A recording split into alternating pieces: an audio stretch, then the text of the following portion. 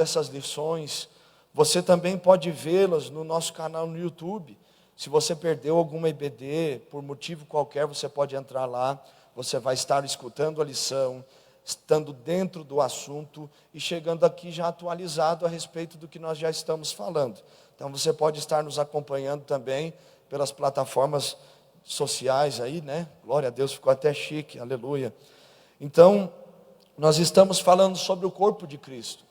E o que mais me chama a atenção a respeito dessas lições é que elas tratam diretamente a respeito da igreja, a vida diária da igreja, a comunhão entre os irmãos. Quem é a igreja? Qual a natureza da igreja? Como se identifica um membro do corpo de Cristo? Então nós já percebemos aqui, olha o que diz a introdução: o corpo, a igreja, é composto de homens e mulheres que voluntariamente, ou seja, não foram forçados, eles se colocaram disponíveis e se renderam ao Espírito Santo e entregaram a vida ao controle de Cristo. Então fica algumas perguntas para mim já no começo dessa introdução. O que é a igreja para você como indivíduo? O que é a igreja para você, para nós, que nos reunimos nessa manhã? Qual a importância dela?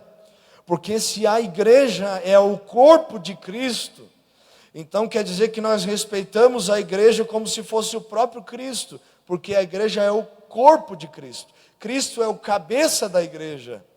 Se Jesus é aquele que governa a igreja, então nós temos temor quando nós entramos na casa do Senhor. Tem um texto na Bíblia que eu gosto muito, que é o texto de Eclesiastes, capítulo 5, que diz assim: guarde o teu pé quando entrares na casa do Senhor. E isso é bem verdade, porque quando nós entramos na casa do Senhor, não é como você entrar na minha casa, ou na casa de algum irmão que está aqui nessa manhã. Mas quando nós entramos na casa do Senhor, nós estamos entrando no lugar onde as mãos do Senhor estão estendidas, aonde os seus ouvidos estão atentos para ouvir as orações, aonde os olhos do Senhor estão sobre este lugar, aqueles lugares. A casa do Senhor é o lugar onde o Senhor está, não porque é um lugar especial, separado, claro que é também, mas é porque o próprio Deus está ali, e nós nos reunimos aqui, senão para buscá-lo, e para adorá-lo, e invocá-lo. Nós nos reunimos na igreja, não é para dar bom dia, não é para tirar o atraso das conversas que nós tivemos ao longo da semana, porque não deu tempo de conversar, não. Isso faz parte, mas o propósito de nós nos reunirmos aqui é adorarmos Jesus. Se isso ficasse claro na nossa mente e no nosso coração, todos os cultos seriam cultos importantes para nós. Porque Jesus, ele não precisa de uma festa para fazer as obras especiais. Por mais que na festa ele opera de forma diferente, porque parece que a gente abre o coração um pouquinho mais. Mas você pode abrir o seu coração e deixar Jesus entrar. Guardar o seu pé, cuidar os seus pensamentos, cuidar o seu coração e saber que esta é um lugar senão a casa do nosso Senhor. Então o que é a igreja para você? O que é a igreja para você, como pessoa, como indivíduo? Será que é um lugar onde as pessoas te acolheram? Será que é um lugar onde as pessoas estenderam a mão para você? Ou será que de fato é o lugar onde você vem para adorar Jesus, ter comunhão com os irmãos e esperar a vinda do nosso Senhor? O que é a igreja para você? Tenha bem isso em mente. Como saber se eu sou a igreja? Como eu posso saber se eu sou a igreja? Estamos no primeiro parágrafo, ok? Olha o que diz ali: aqueles que voluntariamente, homens e mulheres que voluntariamente se renderam ao Espírito Santo. Você quer saber se você é a igreja? Olhe para dentro de você e veja se há um coração rendido ao Espírito Santo. Você é rendido aí? Como saber se eu sou rendido, irmão Marcelo? Você não briga com a palavra. Você não discute com o evangelho. Você discute com o seu eu. Você se como a gente pode explicar? Você entra num conflito contra você mesmo para não cumprir a sua vontade, mas para cumprir a vontade do Espírito Santo. Ser rendido ao Espírito Santo é deixar que Ele te controle, Ele te guie, Ele te dirija. E eu tenho certeza que esse é um dos maiores desafios do cristianismo nessa década. Como saber que eu sou igreja quando eu entrego o controle para Cristo? Infelizmente nós temos uma cultura que para aceitar Jesus nós levantamos a mão e a vida continua do jeito que está. O levantar de mão parece que evidencia tudo, mas o levantar de mãos é apenas um reconhecimento público de que eu estou entregando a minha vida para Jesus. Agora, o que é entregar a vida para Jesus de fato? Entregar a vida para Jesus não é aceitar uma religião. Entregar a vida para Jesus não é abraçar uma filosofia. Entregar a vida para Jesus não é seguir uma moda, porque hoje é moda ser evangélico no Brasil, e é por isso que a Bíblia não te convida para ser evangélico, ela te convida para nascer de novo, ela te convida para que Cristo seja o Senhor e Salvador da sua alma, e Ele não seja só um status do perfil do seu WhatsApp, do Facebook, Instagram, ou seja onde for, não, mas que Jesus de fato guie e controle o seu coração, sua mente e a sua alma. Preste atenção, se a definição de igreja dependesse do seu testemunho, como seria essa igreja? Se a definição de igreja fosse dada de acordo com o seu testemunho de vida, do meu testemunho de vida, como seria essa igreja? Que igreja que as pessoas encontrariam por aí? Uma igreja saudável ou uma igreja enferma? Se eu tenho o desejo de viver uma vida para Cristo, então eu tenho a consciência de que eu sou a igreja, e se a igreja tem alguma enfermidade, eu devo ser cura para ela. O meu testemunho pode curar. A gente fala muito que o joio está no meio do trigo, e que a igreja está sendo contaminada, mas se você está vendo isso, é porque no mínimo o Senhor já está te chamando para ser diferente, para ser o remédio para essa enfermidade que tem se aproximado. Nós estamos vivendo tempos que as pessoas não se preocupam mais em viver de fato para Jesus. Nós estamos vivendo tempos que as pessoas entram nas igrejas por alívio de consciência, meus irmãos. Nós estamos vivendo tempos que as pessoas vêm obrigadas para a igreja. Que igreja é essa que Jesus morreu por ela? Que igreja é essa que Jesus entregou a sua vida, o seu sangue foi derramado por esta igreja? É uma pergunta que é como se o Espírito Santo perguntasse para nós: onde está a minha igreja? Porque Ele olha para nós, Jesus olha para nós nos conhecendo e sabendo que se nós tivéssemos tomado as decisões que Ele nos dirigiu a tomar, nós talvez estaríamos muito mais longe do que nós estamos hoje.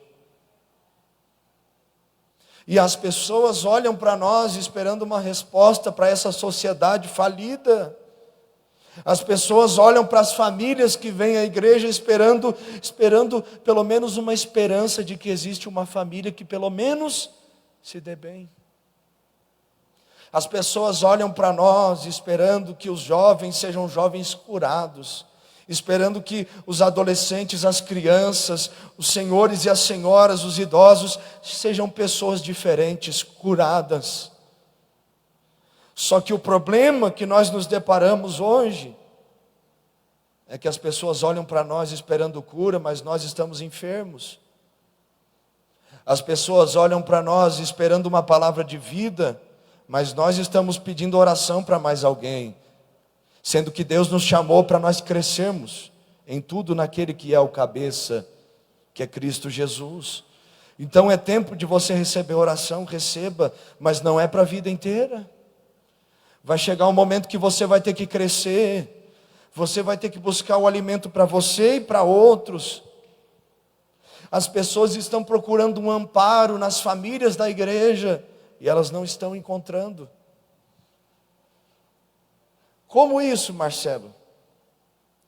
Se eu perguntasse para você nessa manhã quais são os 10 mandamentos, você saberia me responder? Se eu perguntasse para você nessa manhã quais são os fundamentos do cristianismo, você saberia? Se eu perguntasse para você nessa manhã qual é a razão de Cristo ter morrido pela igreja, pelos salvos, de ter dado a oportunidade de nós termos salvação. Se eu perguntasse para você o que é salvação, o que é pecado, se eu perguntasse para você o que é Deus, quem é Deus, por que a Trindade, por que o Pai, o Filho e o Espírito, e como ser provado isso nas Escrituras, se eu perguntasse para você sobre os Evangelhos e um resumo dos Evangelhos, já que nós somos intitulados de evangélicos, isso prova, meus irmãos, que nós precisamos caminhar um pouco mais. Isso prova que nós precisamos alcançar um pouco mais aquilo que Cristo tem para nós, não para nós crescermos, para aparecermos, mas quando o cristão cresce de fato em Cristo, ele se dobra diante aos pés da cruz, porque ele olha para o seu Senhor e ele sabe que sem ele não é nada. Deus quer que nós sejamos uma igreja sarada, uma igreja curada, uma igreja liberta. Por quê? Porque é liberta para libertar, é curada para curar, é abençoada para abençoar. Famílias curadas, uma igreja curada, uma sociedade curada, escolas transformadas, faculdades revolucionadas e uma cidade renovada por Deus. Se a definição de igreja dependesse de você, pense comigo, se todos os cristãos da cidade de Anápolis tivessem essa consciência, eu preciso ser testemunho para a igreja, para a sociedade, aonde eu for, seria diferente? Seria ou não seria? Sim, mas isso não pode não começar com todos os cristãos, mas pode começar conosco aqui nessa manhã. Se nós decidirmos que quando as pessoas olharem para nós, elas têm que ver no mínimo Cristo na nossa vida. No mínimo Cristo, nós já estaríamos curando nossa igreja, as igrejas aqui ao redor, as pessoas veriam que nós somos diferentes, elas entenderiam o Evangelho, elas não precisariam que ninguém pregasse para elas, elas veriam a palavra em nós, elas veriam a palavra em nós. Então, o que define a pessoa que é a igreja é a pessoa que nasceu de novo. E aqui nós continuamos, essa conversão de propósito acontece por intermédio da graça de Deus. Assim já não sois estrangeiros e peregrinos, mas concidadãos dos santos, e sois da família de Deus, edificados sobre o fundamento dos apóstolos e profetas, sendo Ele mesmo, Cristo Jesus, a pedra angular.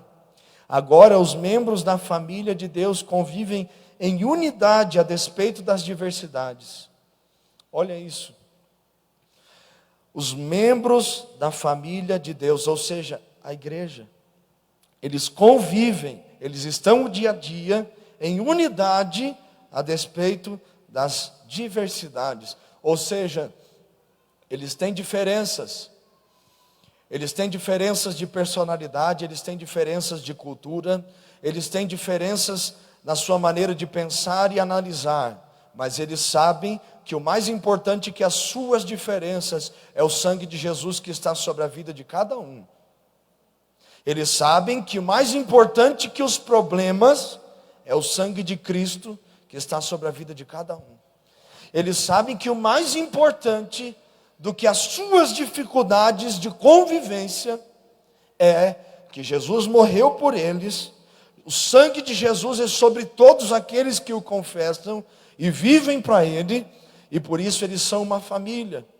E por serem família, eles no mínimo suportam uns aos outros em amor. Eles também são o padrão de fidelidade para os não regenerados. Ou seja, as pessoas que estão na casa de Deus, elas devem ser um padrão, um exemplo, ter um testemunho de quê? Diga comigo, fidelidade. Fidelidade para os que não são convertidos ainda. Nós devemos ser esse testemunho de fidelidade. E aí fica uma pergunta: o que é fidelidade?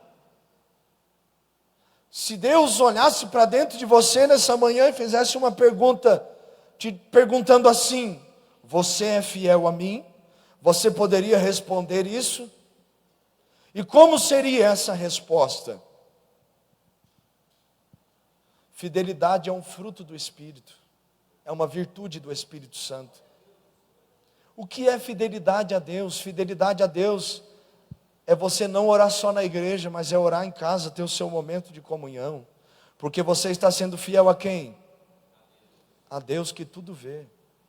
Fidelidade é você não ficar olhando quando estiver na rua para aquilo que não agrada a Jesus, porque você sabe que os olhos dele estão te vendo. E você ama ele, não quer perder a presença dele por nada. E aí me responda uma coisa: se nós entramos na igreja e homens desejam mulheres dentro da igreja, se nós entramos na igreja e as mulheres desejam homens dentro da igreja, se ainda existem coisas que desagradam a Deus aqui dentro, que dirá quando estamos lá fora, quando não há ninguém para olhar para nós? Me diga onde está a nossa fidelidade, meu irmão e minha irmã. Porque cristianismo não é brincadeira. Palavra de Deus não é brincadeira. Jesus morreu por essa palavra. Jesus entregou a sua vida por essa palavra. Eu sei que eu não sou o pastor desta igreja, mas a palavra é a palavra. Então ouça a palavra nessa manhã e abra o seu coração em nome de Jesus. Se nós não temos o mínimo de fidelidade, aqui como teremos lá fora?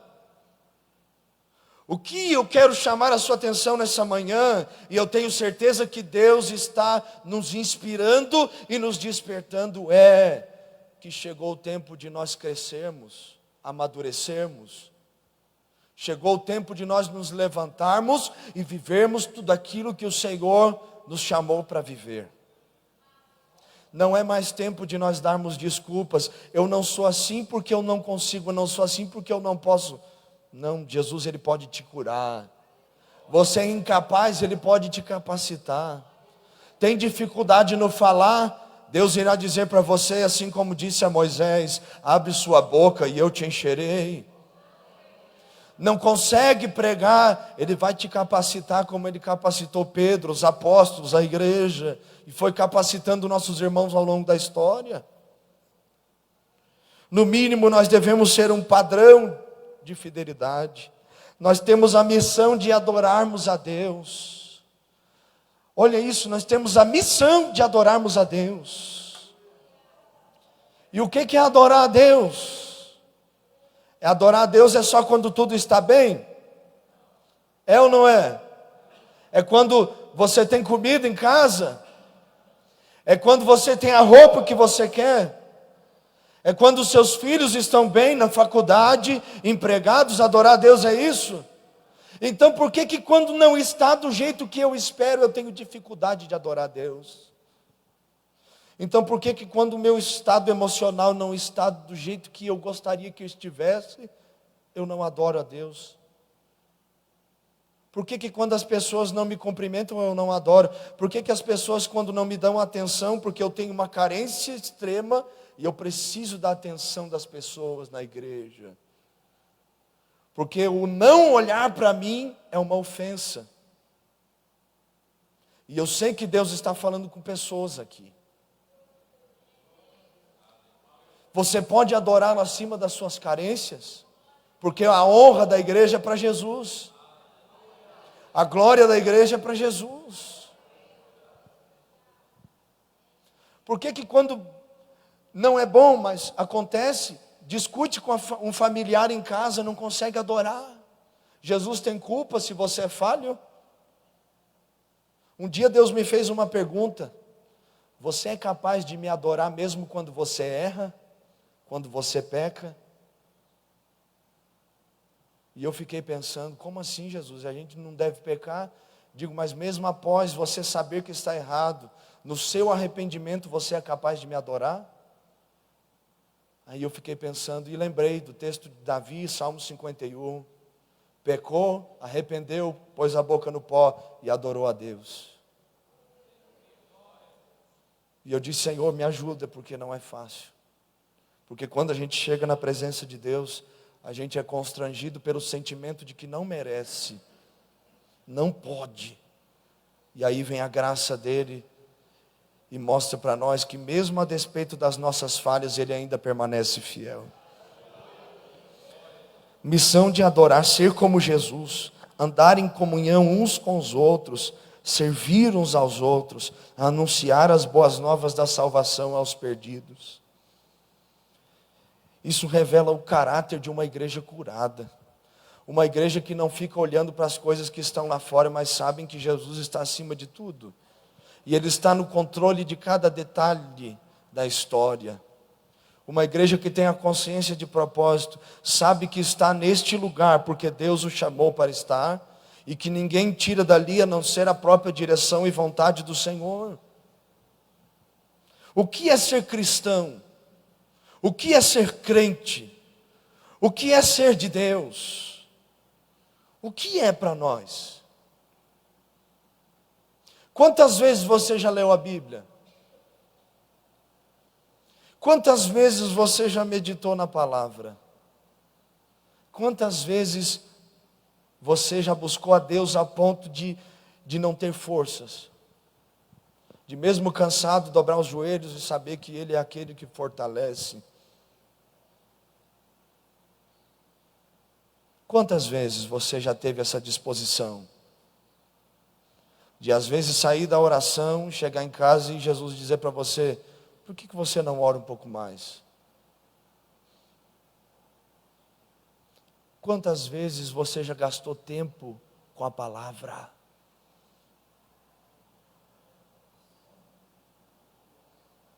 O que eu me deparo nos lugares que Deus me permite caminhar, e pessoas com quem eu converso, são pessoas que têm dificuldade de ler a palavra, pessoas que têm dificuldade de orar, pessoas que não conseguem jejuar, ou pessoas que iniciam, mas param. E isso não é só aqui, é no Rio Grande do Sul, é no outro país, é maioria. Os amigos que eu tenho de outros lugares, todo mundo fala que os cristãos não conseguem praticar os princípios do cristianismo.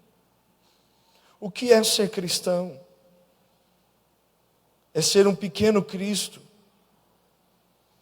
A palavra cristão, ela vem naquele texto de Atos 11, 26. Eu vou resumir o conteúdo para que nós venhamos ficar mais na aplicação. E olhe para cá, por favor.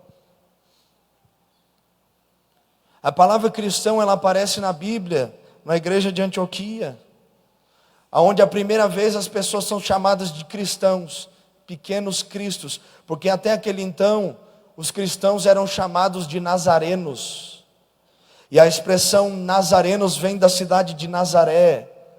Então, para os judeus que se convertiam, quando eles eram chamados de nazarenos, eles estavam sendo humilhados. Por quê? Você lembra daquela pergunta, que eu acho que foi alguém que fez a Jesus, que disse: pode vir alguma coisa boa de Nazaré? Então a cidade de Nazaré era uma região pobre, e as pessoas que nasciam lá, elas sofriam um certo preconceito. Então os primeiros cristãos, que são chamados nazarenos, porque Cristo veio de Nazaré, eles estão sofrendo um certo preconceito, e aqui se muda o nome deles. Eles são chamados cristãos por quê? Porque eles são pequenos cristos, porque eles viviam de tal forma a palavra, os ensinos de Cristo, que as pessoas olhavam para eles e viam Jesus neles. Pergunte para essa pessoa: as pessoas veem Jesus em você?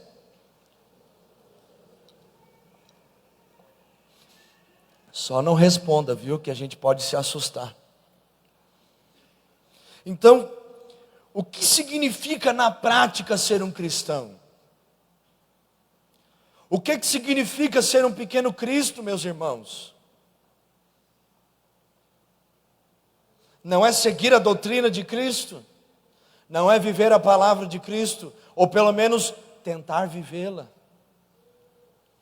O que significa ser um cristão para você, indivíduo de uma sociedade, nascido ou não em Anápolis, dentro dessa cultura?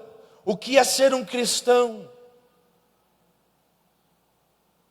Porque um cristão, aonde ele está, ele faz a diferença. Um cristão, aonde ele está, a sua conduta de caráter. Nós estamos tratando aqui, não é nem a função dos dons, é o caráter de um cristão. O seu caráter revela quem ele é. E geralmente uma pessoa que tem caráter, o caráter chega antes dela. Como assim? Quando a pessoa está chegando, ele já começa, aquele cabo é enjoado. Ele vai vir aqui, ele é crente, aquele cara é crente. Tu não fala palavrão perto dele. Viu? Porque senão ele vai falar para você não falar. Tem uma pessoa da minha família que ela fala muito palavrão, infelizmente. E todas as vezes que eu estou lá com a minha família, antes de falar, ela já olha para mim e já diz assim: e você não me fala nada pelo que eu vou falar. Eu digo: mas então não fale, senão eu vou ter que sair daqui. Não precisa disso. Aí eu começo, uma pessoa tão linda, tão maravilhosa, falando coisas assim. Não precisa. Não precisa. Então o caráter de um cristão já vai na frente. Você é um cristão? Eu sou um cristão? Se a sua esposa está aqui, marido, pergunte a ela: eu sou um cristão? E aí, nega? Se o seu marido está aqui, pergunte a ele: você é um cristão? Se o seu amigo íntimo está aqui, pergunte a ele: sou crente? Eu pelo menos pareço? Porque se eu não sou, me ajuda, viu? Você tem esse discernimento de, pelo menos, se tem dificuldade em algumas coisas, pelo menos pedir ajuda para alguém? Porque a tendência da última hora é o quê? Cada um se isolar no seu canto e cada um viver o seu evangelho. Só que Cristo nos chamou para ser igreja. E não tem jeito de se esconder, viu? Vai ter que estar junto, vai ter que tratar os problemas junto, curar junto, chorar junto, mas se alegrar junto, ir para o céu junto, glorificar a Deus junto. Então, o que faz uma pessoa que segue o seu mestre? O apóstolo Paulo, ele nunca utilizou a palavra cristão nas suas cartas. Só que ele usa uma expressão: conheço um homem em Cristo, que traz a mesma conotação, segundo Coríntios 12, 2. E é interessante que até o governador da época, que era o rei Agripa, ele tem essa noção de quem eram os cristãos. Quando o apóstolo Paulo tem um encontro com ele em Atos capítulo 26, versículo 28, ele olha para Paulo e diz assim: mas não é possível que até você quer me fazer um cristão. Ou seja, Paulo já estava disseminando o evangelho para o governador, e o governador já estava familiarizado com o testemunho cristão. Ele não chega diretamente, mas ele já sabe exatamente o que é ser um cristão.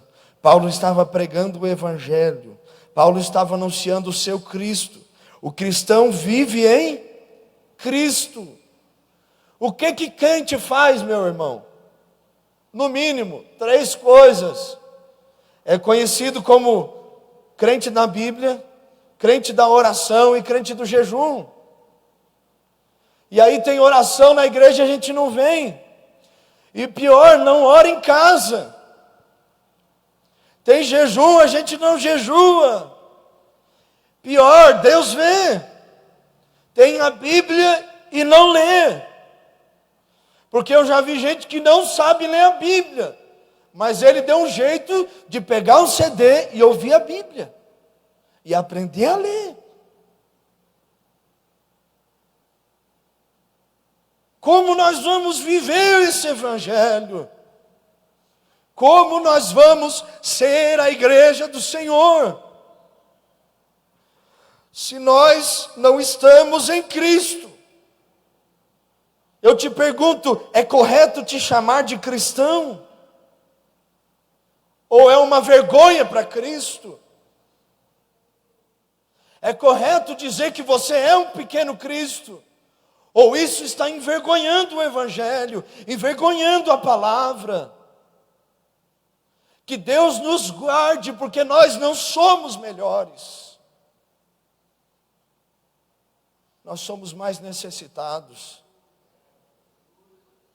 Que Deus nos guarde e que essa palavra tire o seu sono da tarde. E não deixe você dormir e descansar, mas que ela esteja martelando na sua mente: eu sou um cristão, eu sou um cristão, eu preciso.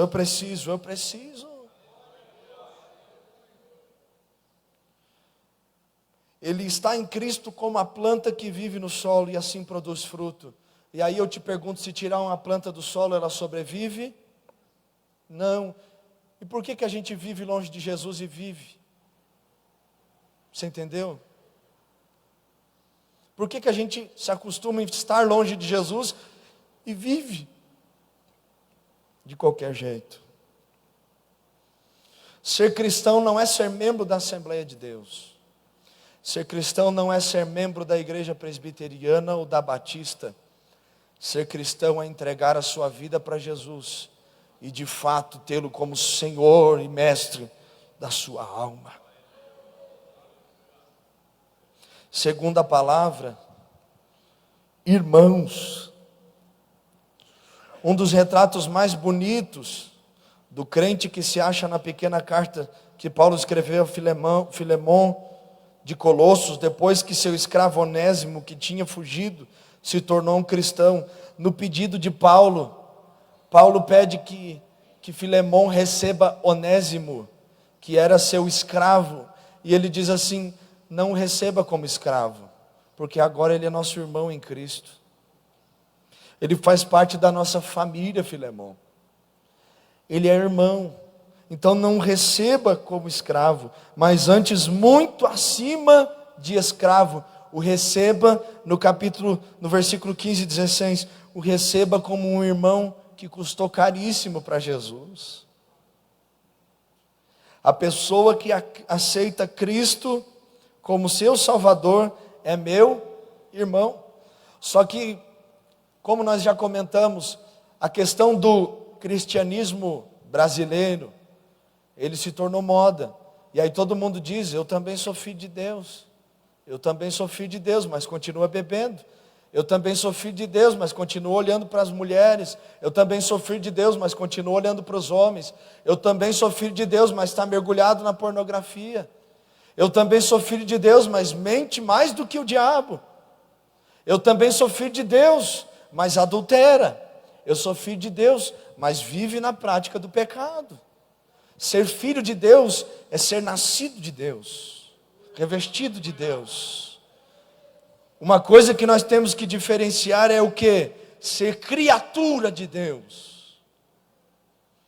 E depois ser filho de Deus. Porque criatura todo mundo é. Todos foram criados à imagem e semelhança. Só que só é filho quem reconhece o Pai. Só é filho quem nasceu do amor de Deus e confessa e procura vivê-lo diariamente. Então quem é o filho? Quem está na casa do Pai. Ah, mas a igreja tem problema. Mas e aí na sua casa não tem problema? Onde tem pessoas tem problemas. E se você está aqui, não seja mais um problema, seja um solucionador dos problemas.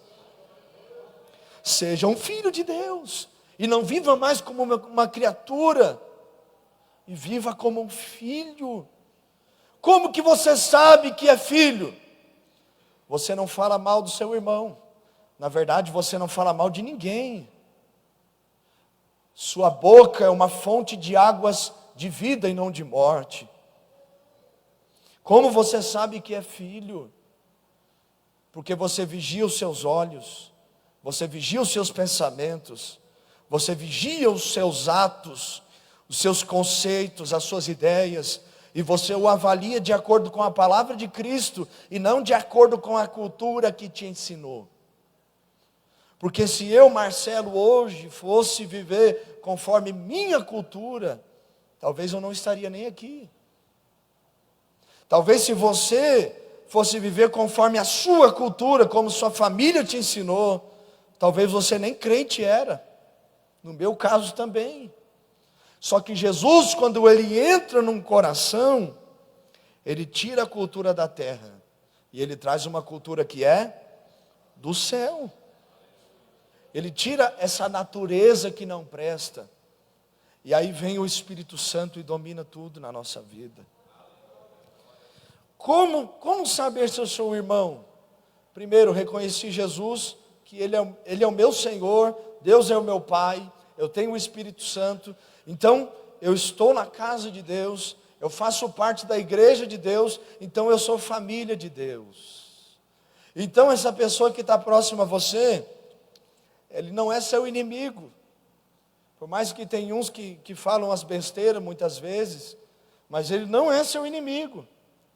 Ele não é seu acusador é o diabo. Ele não é seu inimigo. Ele é o seu irmão. Esta é a sua irmã. Nós somos família de Deus. Me diga algo, quando você briga com o seu irmão ou sua irmã, claro que você às vezes conversa com a sua mãe para ajudar a resolver, não é? Mas você tem que tratar com quem? Com o irmão e a irmã que você brigou. Está entendendo? Você trata com quem? Com a pessoa. Então você não precisa falar para os outros. Você pode chegar lá e conversar. Meu irmão, estou com vontade de te dar uns recebos aí, meu irmão. Aleluia. Entendeu? Vamos resolver isso aí? Então ora por mim. Ora por mim, bota a mão na minha cabeça e diz: tudo que quer entrar, sai agora, aleluia. Em nome de Jesus. Nós somos irmãos. Às vezes a gente encontra menos apoio na igreja e mais apoio lá fora. E essa é uma das dificuldades principais, vou falar, eles estão aqui, mas dos jovens. Por quê? Porque os amigos lá de fora abraçam, amam, ajudam. Tem as coisas erradas? Tem, mas eles são amigos. E aí vem para a igreja não abraça, a igreja não ama, a igreja não ajuda. E eu não falo a igreja no geral, tem casos e casos, claro. Não podemos generalizar tudo, mas nós somos irmãos. Um jovem chegou, cuide do jovem, você é o irmão mais velho dele. Uma pessoa de mais idade chegou, cuide dessa pessoa, você é o irmão mais novo dela. Mas nós somos irmãos. Eu vou ter que falar isso aqui, o Espírito Santo está me incomodando. Posso falar? Mas me diz uma coisa, irmão deseja a irmã? Irmão tem desejos de relação sexual com a sua irmã? Não tem. Então por que isso ainda existe? Por que existe essa falta de vergonha, de senso? Por que ainda existem pensamentos que permeiam mentes e corações que não agradam a Deus? Eu ouvi um testemunho de um pastor, que ele tinha um problema grave, que ele chegava no culto, e ele quando olhava para uma irmã, ele via a irmã nua, e ele fechou os olhos e disse: Deus, eu não aguento mais. Sabe como é que ele foi curado?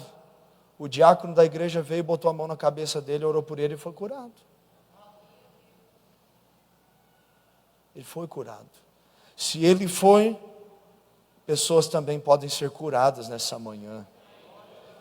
Quem confessa a tentação não confessa pecado. Muitas pessoas caíram porque não falaram das suas tentações. Porque se tivesse confessado a tentação, Jesus tinha curado. Está entendendo? Não durma agora, dá uma cutucada no seu irmão aí. Aleluia. Por que é irmão? Porque é irmão de sangue. O sangue de Jesus está sobre nós. A natureza é da mesma família. Portanto, todos os remidos possuem a mesma natureza, porque foram lavados pelo mesmo sangue purificador e são considerados raça eleita e membros da família de Deus. O que evidenciam os irmãos? O que evidencia os irmãos, o serem irmãos? Quando você olha para dois irmãos, duas irmãs, um irmão e uma irmã, o que evidencia que eles são irmãos? É o nome na identidade ou o amor que eles têm um pelo outro? É o amor, meu irmão. Da mesma forma como os irmãos da terra têm um nome na identidade do mesmo pai, mesma origem, talvez não o mesmo lugar de nascimento, mas nós temos o nosso nome escrito no livro da vida. E por que nós somos irmãos? Porque nós temos amor uns pelos outros. João 13:35, nisto conhecerão que vocês são os meus discípulos, quando vocês amarem uns aos outros. Olha o que diz 1 João 3,16, nisto conhecemos o amor, que Cristo deu sua vida por nós, e devemos dar nossa vida pelos irmãos. Você teria coragem de entregar a sua vida por causa desse irmão que está próximo a você? Você teria coragem de entregar a sua vida por causa desse irmão? Ou será que ele não merece? Ou será que ele não é, não pode ser outro Marcelo? Não, tem que ser aquele. Você tem coragem? Porque o que evidencia que você está em Cristo é quando você ama o seu irmão, quando você está junto com o seu irmão, quando você estende a mão para o seu irmão. Você pratica o amor de Cristo? Porque o que evidencia o amor de irmãos é o quê? A prática. Por isso que a Bíblia diz que o ficar só em palavras leva à pobreza. Por isso que Tiago 1,22 diz, não sede somente ouvintes da palavra, mas praticantes. Por isso que Jesus disse em Mateus capítulo 7, aquele que ouve e pratica é semelhante ao que edificou a casa na rocha. E vieram as chuvas, os ventos, as tempestades, e combateu contra ela, e ela não caiu, porque ela estava firme. Mas quem ouve e não pratica, é como a casa que está edificada, construída, alicerçada na areia. E vieram os ventos, vieram as dificuldades, vieram os problemas, e combateram contra aquela casa, e ela caiu, porque ela ouvia, mas não praticava. O amor de Cristo está em você, você pratica esse amor. Se perguntasse para alguém aqui hoje a respeito da sua pessoa e do seu amor, se eu fizesse uma espécie de entrevista a respeito de você hoje, você seria aprovado ou não neste quesito da prática do amor? Se eu fizesse perguntas às pessoas que moram perto de você, você seria aprovado nessa entrevista ou não? Se isso já produz uma certa aflição na sua alma, imagina você estar na casa de Deus e saber que Deus está aqui, está na sua casa, no seu trabalho, em todos os lugares que você frequenta, e Ele sabe exatamente como você lida com as questões e situações. Eu sei que não é tão confortável ouvir algo assim pela manhã, mas é a palavra, meu irmão.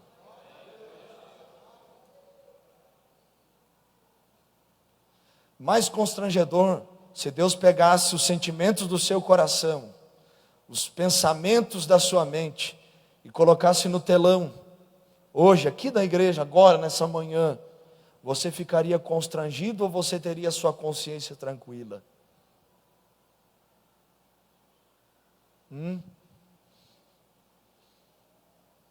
Cristianismo não é brincadeira. Diz um amigo meu que cristianismo é questão de vida ou morte. Entrega a vida para morrer e vai até o fim. Alguém disse um dia que todos nós devemos morrer por Cristo, mas a morte mais difícil de um cristão é mortificar a sua natureza todos os dias e morrer para Jesus todas as manhãs, todas as tardes, todas as noites, até que Ele seja construído e esteja em nós completamente. Terceira palavra que identifica os crentes crentes e fiéis. Os fiéis são literalmente aqueles que creem. Que creem. E aí eu pergunto para você, você crê? Você crê na palavra que é pregada? Você crê na Bíblia Sagrada? Pergunta que é feita no batismo, como a palavra de Deus, como manual de regra, fé e prática. Você crê? Se você crê, como você recebe a palavra que você crê? Se você crê, como você lida com as verdades que você ouve? Se você crê, como você, nós, eu, reagimos à palavra que nós temos ouvido? Nós já estamos aproximadamente há 1 hora nessa lição. E como você tem reagido a ela? Se você crê, porque o não crer na palavra de Deus significa não ser fiel. Quando você duvida da palavra, não que você vai ser um bitolado, alguém sem discernimento, não, mas sabe que a Bíblia é a Bíblia e ela é o único caminho que nos leva ao céu. A única palavra que nos dirige à eternidade. E que o meu dever como cristão é anunciá-la, mas antes de anunciá-la, vivê-la. Você crê? Glória a Deus, pelo menos alguns. Se você crê, então receba essa palavra. As pessoas, isso é uma frase bem conhecida, não me lembro o autor. As pessoas, se não me engano, foi Dwight Lyman Moody que escreveu isso. 99% das pessoas não leem a Bíblia, apenas 1% delas leem, porque as 99 vão ler você. Vão ler você, vão ler a mim. Como é o nosso cristianismo? Como é a nossa crença em Deus? Nossa fidelidade a Deus? Qual é o seu primeiro pensamento na manhã? Qual é o seu último pensamento quando você está deitado na sua cama, prestes a dormir? O que está em primeiro lugar no seu coração? O que evidencia que você carrega dentro de você e no exterior também as marcas de Cristo Jesus? O que faz de você ser um crente? O que faz? O que faz de você uma pessoa de exemplo? O que faz de você um cristão de verdade? O que prova que você é um crente fiel? Como você é fiel? Como um crente fiel recebe a palavra? Como um crente fiel cultua a Deus?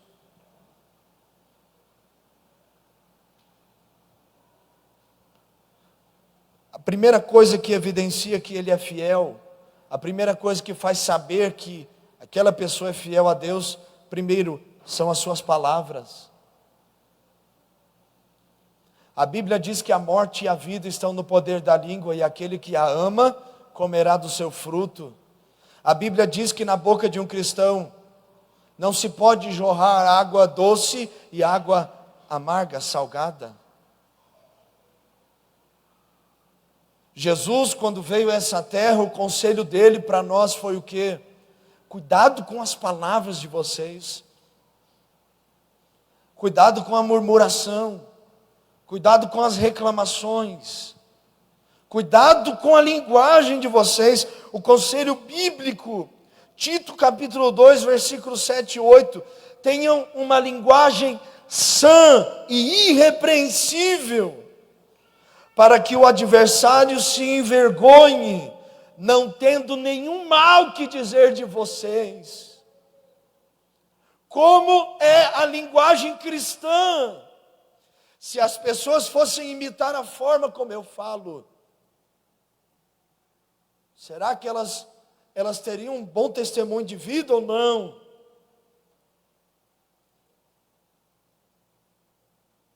E eu não estou entrando nos méritos de gírias aqui, porque eu, como vim do sul, eu tenho algumas expressões que na minha terra é normal, mas aqui é gíria. E eu luto contra isso para não falar. Mas eu estou entrando na questão aqui de palavras que não agradam a Deus. Pessoas que se dizem cristãs, mas ainda falam palavrões. Ainda mentem. Ainda murmuram. Ainda falam mal do seu irmão. Elas dizem ser fiéis, mas suas palavras provam outra coisa. Diz que é cristão, mas isso é a parte doce do que sai da boca. Ainda tem a parte salgada. Ela prega Jesus, mas ela não fala como Jesus. 1 Coríntios 15:33. As más conversações corrompem os bons costumes. Provérbios diz que a boca fala o que o coração está cheio. Então eu anotei assim: a palavra dos meus lábios revela a intenção do meu coração. Se eu estou falando disso, é porque o meu coração está voltado para isso. Será que seus familiares podem dizer que você é um crente de verdade? Ou será que é só mais alguém que tem o título de crente? Primeira coisa que faz a pessoa ver que você é crente é a sua palavra. Segundo, no seu procedimento, expressar fidelidade no estilo de vida ou comportamento. Como assim fidelidade, constância? É você estar na presença do seu Senhor, não na presença de um homem, de uma mulher, mas na presença de Deus constantemente. Fiel não àquele que te deu um título, mas àquele que te consagrou desde o ventre.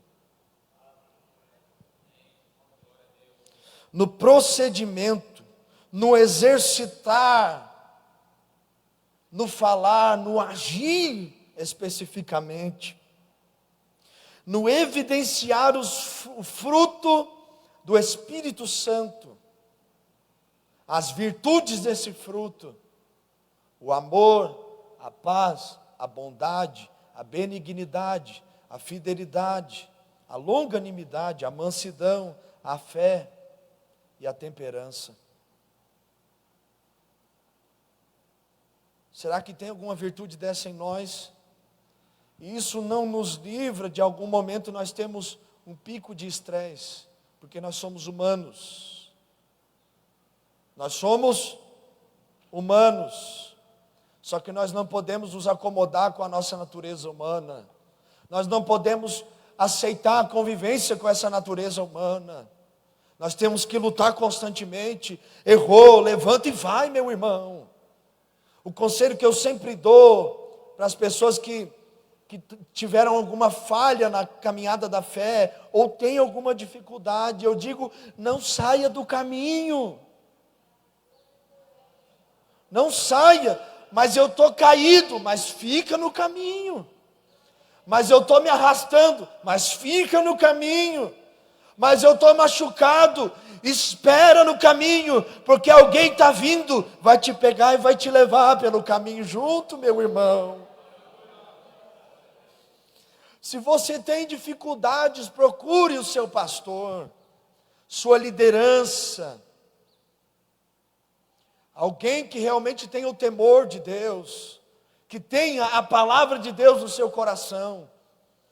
Numa das terças-feiras que nós ministramos aquele mini seminário da apostasia na última hora, eu abordei esse assunto. Não busque conselhos com pessoas que não ouvem a Deus. Vai se aconselhar com um colega da faculdade que não é crente. Vai se aconselhar com um colega de trabalho que não é crente. Vai se aconselhar com o irmão na igreja que não é crente. Ele frequenta, mas ele não é. E eu falei aqui, vou repetir, quer saber o conselho de alguém? Venha nas orações da igreja. E procure alguém que venha ouvir a Deus. Porque se essa pessoa tem tempo de ouvir a Deus, ela tem sabedoria para te aconselhar. A gente ouve todo mundo, mas esquece que a prática da palavra depende de mim. Procure pessoas que ouvem a Deus.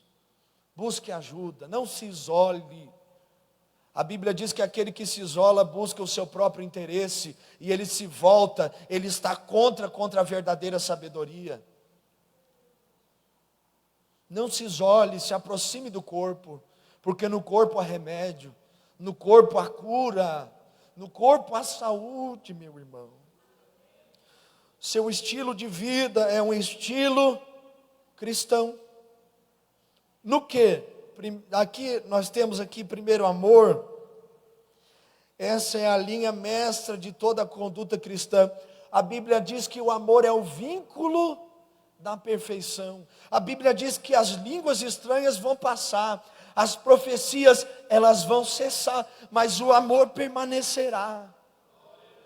Os dons eles vão passar, mas o amor ele ficará eternamente.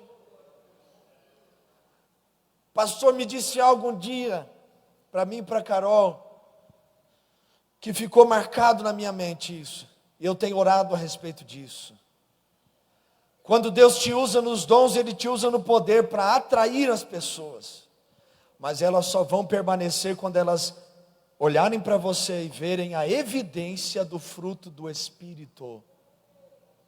O poder atrai, mas o fruto faz com que a pessoa permaneça, ou seja, o testemunho faz com que a pessoa permaneça. Atos capítulo 20, se não me falha a memória, o apóstolo Paulo estava pregando, Eutico estava na janela. O discurso foi longo, durou a noite inteira. Eutico dormiu, caiu da janela, quebrou o pescoço, morreu.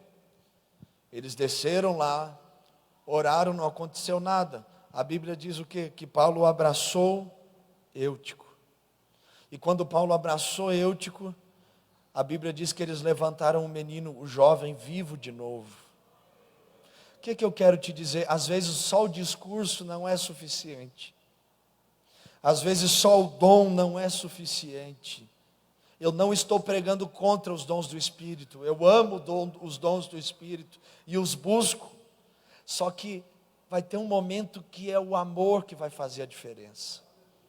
Vai ter um momento que não é o falar, é mesmo não tendo palavras, abraçar. Teve um dia num culto de jovens que para mim eu preguei tão mal, mas tão mal, que no final eu disse assim: nós vamos fazer 2 filas aqui, a Carol vai ficar de um lado e eu do outro. E aí, todo mundo que está aqui, as meninas vão dar um abraço nela e os meninos vão dar um abraço em mim. Aí no final as pessoas me procuraram e falaram assim: mas que abraço, meu irmão. Esse abraço me curou. Eu digo: Jesus, obrigado, pelo menos um abraço, aleluia. Vai ter momentos que a palavra não vai ser suficiente. Vai ter que ter algo mais. Vai ter que ter o amor. Segunda atitude de um cristão, ele é crente, como eu sei, na palavra e no procedimento, no amor que ele tem, e depois aonde? Na fé. Você já viu aquele crente que ele é negativo? Vamos orar, porque Deus vai fazer. Aí ele olha para você e diz: mas Deus não é obrigado a fazer tudo que a gente ora. Vamos orar, porque Deus é aquele que faz o milagre. Mas fulano orou e não aconteceu. Mas vamos crer que nós vamos viver coisas grandes em Deus. Mas até hoje a gente está clamando e não aconteceu nada. Vamos orar porque Jesus está voltando. Mas Jesus não voltou, já faz tanto tempo. Vamos crer que está difícil, mas é possível. Mas eu já cansei. Você já viu alguém assim? Quando você olha para você, não é essa pessoa?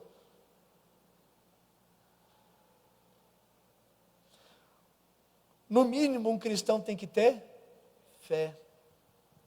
Mas não é uma fé normal, uma fé natural. Porque você olha para as pessoas, vocês percebem que todo mundo tem fé. Tem fé no time de futebol que ganhou. Tem fé que vai jogar na loteria e vai acertar. Tem fé que um dia vai ter um bom emprego, uma faculdade. Pessoa que ingressa num trabalho, tem fé que vai crescer. Todo mundo tem. Só que essa fé é a fé em Cristo Jesus. Ele crê. E o crer aqui é o crer para a salvação. Ele crê que Jesus é o caminho, a verdade e a vida. E ninguém vai ao Pai senão por Ele. Aqui é uma fé objetiva, a fé cristã, o sistema doutrinário da igreja, e a fé subjetiva, que indica confiança e paz. Quando a pessoa tem fé, ela descansa em Deus. Quando a pessoa tem fé, ela crê que por mais que seja impossível, Deus é aquele que pode fazer o impossível. Como saber que você crê, que você tem fé em Deus? O que evidencia a sua fé? Nos momentos de dificuldade, glória a Deus. Nos momentos de dificuldade, como você reage? Porque fé é expressada nos momentos de incredulidade. Como você reage quando tudo sai errado? Quando tudo não vai bem, quando tudo não sai do jeito que você esperava, você age com fé ou não? O que é fé? Fé é um aspecto de uma vida de um crente fiel. Fé é aquilo que é o combustível para o cristão. Ele crê. E porque ele crê, ele vai até o fim. O que acontece quando ele crê? No mínimo, quando ele crê, ele é salvo. No mínimo, quando ele crê, ele tem satisfação plena na sua alma. Porque Jesus disse em João capítulo 7, que aquele que crê, do seu interior fluirão rios de água viva. O que é crer? O que é ter fé? É saber que está difícil, mas para Deus não é difícil. Ele sabe que é impossível, mas ele deve ser fiel, ele deve crer até o fim. Terceira palavra aqui que identifica um cristão no seu procedimento, na pureza. E aqui fala de uma pureza tanto mental como física. Por isso que o apóstolo Paulo, ele faz um apelo aos irmãos de Roma, capítulo 12, e ele diz: eu rogo, meus irmãos, eu clamo a vocês, que apresentem os vossos corpos como um sacrifício vivo, puro, santo e agradável a Deus. Ele estava dizendo: sejam puros, sejam puros. Isso identifica um crente fiel. Ele não tem imoralidade no seu pensamento. Ele não tem impureza nos seus lábios. Ele não tem malícia, meu irmão. Não tem malícia. Crente não tem malícia. Não deve ter. Ele não deseja aquilo que não é seu. Ele não cobiça. Ele é puro como o seu Senhor é. E se ele tem dificuldades, ele clama a Deus até que seja curado.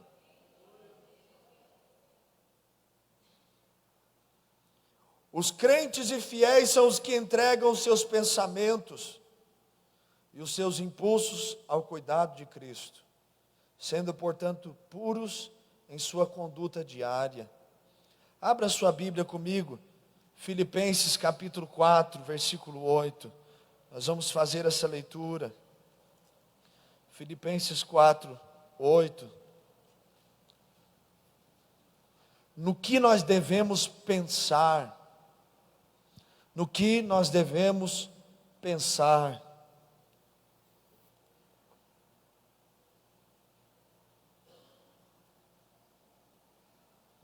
Filipenses, capítulo 4, versículo 8, vamos ler?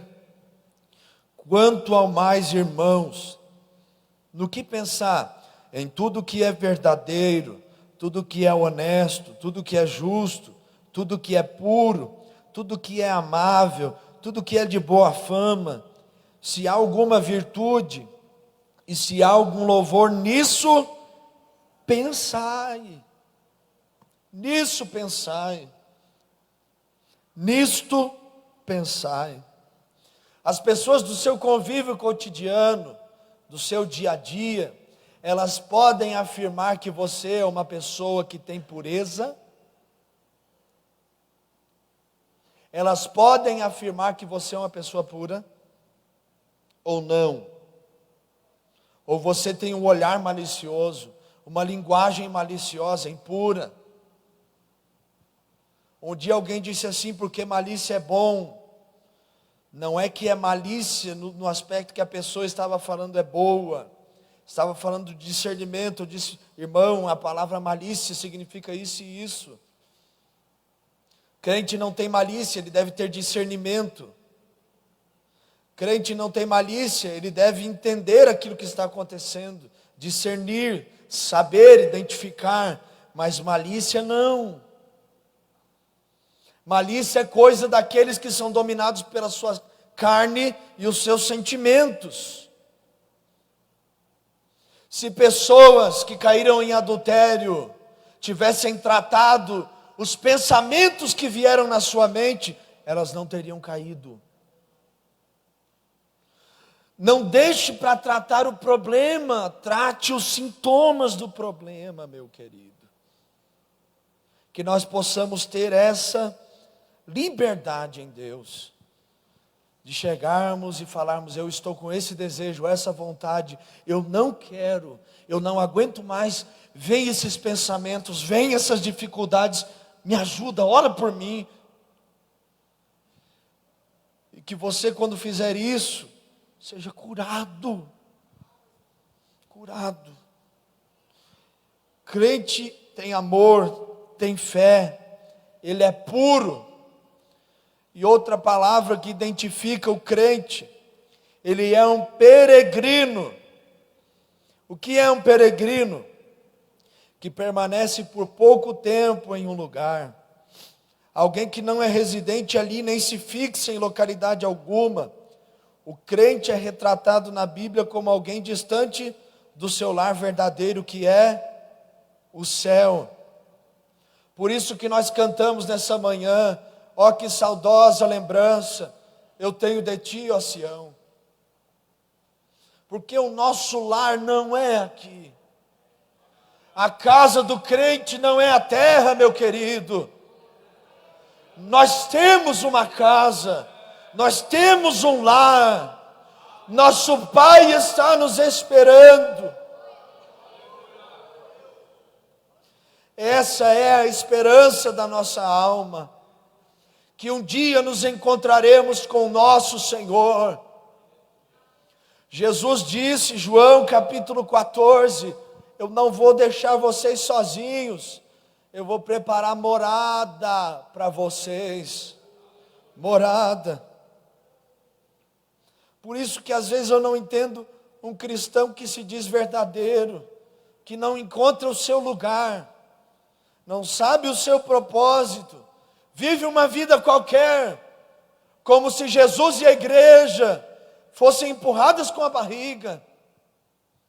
Não tem como entender, porque aqui na terra eu tenho um propósito, mas o meu lugar é o céu. Eu não quero me embaraçar com as coisas dessa terra, eu quero me apegar com as coisas que são dos céus. Aqui na terra eu posso não ter nada, mas eu sei que no céu eu terei. É por isso que eu não brigo por causa de coisas materiais. E olha que já tive muitas oportunidades e razões para entrar em discussões feias, mas a minha decisão foi abrir mão para não ter nenhuma discussão. Questão de inventário, questão de herança, o povo tudo se matando, e eu olhando assim, disse: Jesus, ainda bem que o Senhor é o meu Deus. E aí, o que tu acha, irmão Marcelo? Eu acho nada, fica aí para vocês brigar, não vou perder a minha paz por pouca coisa e nem por muita. Minha paz não está nas coisas materiais, ela está em Cristo Jesus. Está em Cristo. Como que nós temos coragem de prejudicarmos uns aos outros por coisas materiais, se nós somos pessoas que o nosso lar não é aqui? Como nós prejudicamos uns aos outros, se a nossa casa não é aqui? Prejudicamos como? Compramos e não pagamos. Vivemos uma vida dissoluta, incontrolada. Não damos testemunho, prejudicamos os irmãos. Prejudicamos a palavra. Criamos barreiras para que a palavra seja pregada. Tudo em função de quê? Essas barreiras vêm porque nós vivemos uma vida cuja terra é o centro e a razão da minha existência. Meu querido, o céu é o nosso descanso. O céu é o nosso lugar. O céu é a nossa terra. Não viva a vida aqui na terra, porque você tem uma vida. Hebreus 9, 27, Tiago 4. Você tem uma vida. Faça essa vida valer a pena. Viva como um peregrino. Eu estou de passagem, mas eu estarei em casa logo, logo. Dia que o meu pai faleceu, eu escrevi um texto, e no final eu coloquei assim: em breve nos veremos, meu pai, porque eu sei que o senhor voltou para casa. Porque o crente sabe que a sua casa não é aqui na terra. Portanto, na qualidade de estrangeiros, a igreja não deve se envolver nas corrupções e negócios deste mundo, que são contrários à sua natureza e posição. Isso descreve admiravelmente bem a vida de um verdadeiro crente, no que concerne a sua permanência na terra. Como peregrina, a igreja deve se concentrar em fazer o que fomos chamados, isto é, Mateus 28, 19 e 20, ir por todo o mundo, fazer discípulos a todas as nações, batizando-os em nome do Pai, do Filho e do Espírito Santo, ensinando-os a guardar todas as coisas que vos tenho ordenado. Eis que estou convosco todos os dias, até a consumação do século. É triste nós olharmos para o meio cristão e nós vemos pessoas que são corruptas, desonestas, fraudulentas, pessoas que não têm um caráter, têm a aparência de que vive, mas está morto, pessoas que têm manchado o testemunho da igreja, através da politicagem barata, através dessa corrupção, como diz na minha terra, fiasquenta, escandalosa, tão barulhenta, que atrapalha a mensagem do evangelho de ser pregada. Essa desonestidade na nossa cultura, aonde tudo é permitido, tudo pode ser feito com um jeitinho, aonde a palavra de Deus é mais uma filosofia do que a palavra que alimenta a alma e leva ao céu. É triste nós olharmos para o meio cristão e percebermos que Cristo perdeu o valor para a sua noiva. É triste nós olharmos para dentro de nós e percebermos que nós poderíamos ser melhores do que somos. É triste nós olharmos para dentro do nosso coração e sabendo que nós não temos como nos esconder dele, porque está aqui a voz da nossa consciência fala. Sabemos que nós não oramos o tanto que deveríamos orar, não buscamos o tanto que deveríamos buscar, não somos aquilo que Jesus nos chamou para ser. Olhar para dentro de nós e saber que nós vivemos muito mais uma vida em função da terra do que do céu. É triste nós olharmos para a igreja e vermos a igreja que se perdeu no seu propósito. E a minha oração é que Deus levante os seus cada dia mais. E que eu e você nos levantemos em Deus. Para que como peregrinos, possamos anunciar a mensagem do Evangelho. Do Evangelho. Ontem eu estava ministrando após o café missionário, numa igreja. E eu pregando a palavra. E o povo tudo assustado, olhando para mim, como se eu estivesse falando outro idioma. E eu perguntava, vocês estão entendendo? Eles, sim. Então por que vocês não reagem? Tem vida aí. Aí eu ouvi um amém lá no fundo. E eu pensei, Jesus tem misericórdia. Tem misericórdia da tua igreja. Porque se o Senhor não fizer algo nessa última hora, eu não sei o que será de nós. Não sei. Então, o crente é peregrino. Como você tem vivido a sua vida? Como você tem vivido a sua vida cristã? Mais preso com a terra ou mais ligado no céu? E a última palavra, eu já vou me encaminhando para nós terminarmos, porque já está encerrando o horário também. É a palavra que mais mexe com o sentido cristão, da mordomia cristã, do serviço cristão, que é quando as pessoas olharem para nós e verem em nós que nós somos servos do Senhor. Servos do Senhor. E é difícil para o mundo olhar para nós e nos chamarmos de servos. Porque no mundo ser servo é ser empregado. Ser servo é ser escravo. Ser servo é um termo pejorativo. Só que no mundo cristão, na palavra de Deus, servo é aquilo que realmente traz o sentido da vida cristã. Servo é aquilo que realmente identifica que essa pessoa teve um encontro com Cristo. E ela serve não a uma pessoa, mas ela serve ao seu Senhor.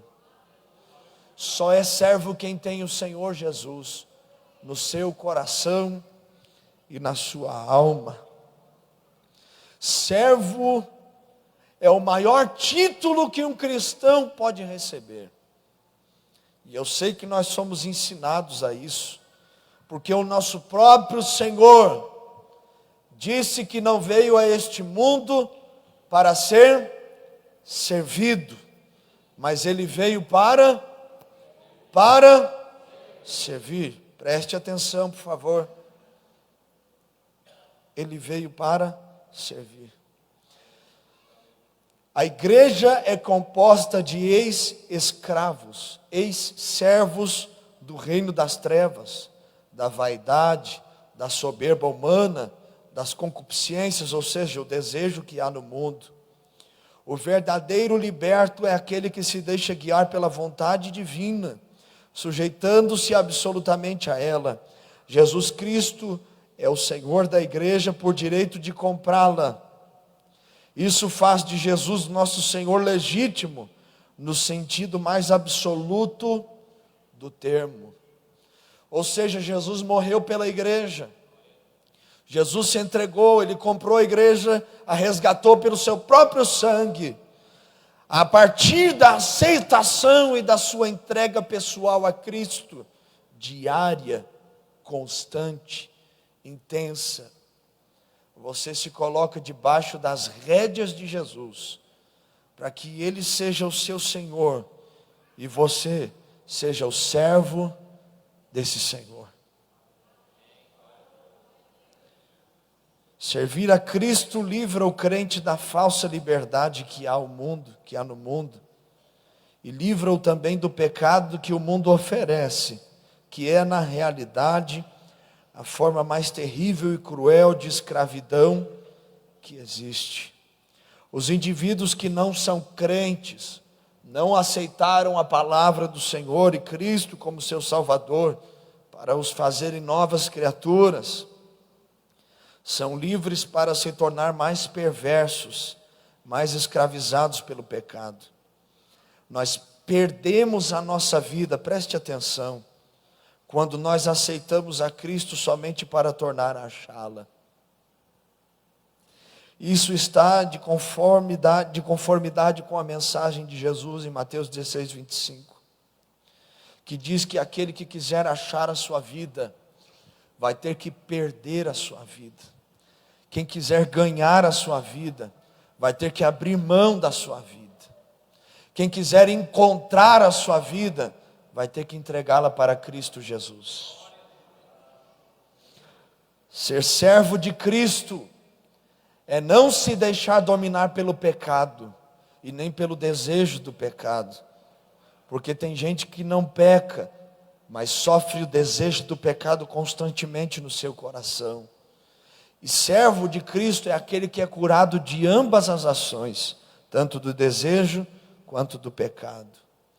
Ser servo de Cristo é ser guiado por Cristo, dirigido por Cristo, é saber que todos os dias Jesus deve ser o centro e a escolha da minha vida. Saber que sua palavra é que dirige a minha vida e que Ele é o meu Deus e o meu Senhor. O amor de Cristo é que nos constrange a sermos seus servos. E aqui eu vou encerrando a minha participação, porque só é servo quem foi constrangido pelo amor de Cristo. Às vezes eu me assusto com o que vejo, porque às vezes o que a gente vê não é o que a gente espera. Ser servo de Cristo não é precisar que alguém te implore para você servir a Cristo. Ser servo de Cristo não é você ter que se humilhar para a pessoa poder servir o seu Senhor. O servo de Cristo o serve por amor ao seu Salvador. Servo de Cristo não precisa que alguém implore para que você adore a Jesus. Quando você é servo, você é tão constrangido por Cristo, que o que te motiva a adorá-lo, que o que te motiva a servir, sendo que quem serve a Deus serve aos irmãos, o que te motiva e te leva ao serviço é o amor de Cristo que está no seu coração. Então, quando eu vejo alguém que tem dificuldade de servir, dificuldade de servir os irmãos, servir a Cristo, eu vejo alguém que está enfermo na sua alma, porque não é que não entendeu a raiz de ser servo, mas é porque ainda não tem o amor de Deus no seu coração. Que nessa manhã o Espírito Santo possa ministrar esse amor. Que nessa manhã o Espírito Santo possa nos fazer mais servos. Que nessa manhã o Senhor possa nos fazer mais peregrinos. Que nessa manhã o Senhor coloque amor, fé e pureza no nosso coração. Que nessa manhã o Senhor nos ajude a darmos bom testemunho nas nossas palavras e nas nossas ações, para que as pessoas olhem para nós e vejam que nós somos cristãos, e vejam que nós somos irmãos, e vejam que nós somos crentes fiéis. Aleluia. Fique de pé para nós orarmos, por favor. Feche os seus olhos, não se distraia. Vamos orar ao Senhor. Feche os seus olhos, clame pela misericórdia de Deus. Pai, em nome de Jesus, eu oro por nós que nos reunimos aqui nessa manhã, para ouvirmos a Tua santa palavra. Senhor, em nome de Jesus, estende as Tuas mãos sobre os nossos corações. Estende Tuas mãos sobre nossas vidas, Senhor. Nós estamos aqui nessa manhã reconhecendo que precisamos de Ti. Reconhecendo que precisamos ser cada dia mais servos e servas do Senhor.